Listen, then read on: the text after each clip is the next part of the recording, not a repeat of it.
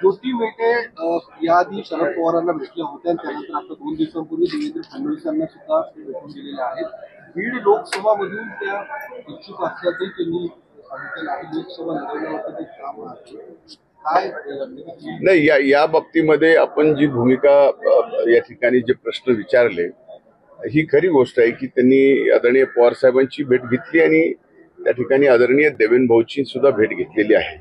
त्यामुळं बीड लोकसभा मतदारसंघामध्ये एकतर या एकूण आजच्या चित्रावरून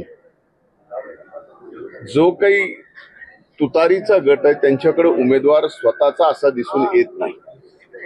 त्यामुळं त्यांना कुणाला तरी आयात करावं लागतं हे यातून स्पष्ट होतं।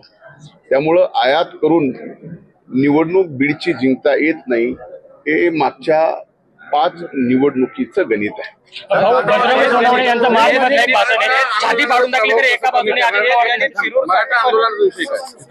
खूप अजूनही उमेदवार देणार म्हणतात आणि सातत्याने जातीवादाचे आरोप लक्षात घ्या की या आरक्षणाच्या मुद्द्यावर आमच्यासारखे अनेक जण 1998 पासून या आरक्षणाच्या चळवळीमध्ये अमराठा असून सुद्धा मराठा आरक्षणाच्या चळवळीच्या बाजूने राहिलेलो आहोत।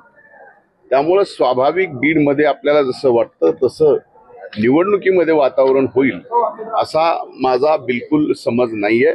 त्यामुळं बीडमध्ये आम्ही सर्व व्यापक सर्व समावेशक आणि सर्व समाजाला एकत्रित घेऊन आजपर्यंत काम केलेलं आहे।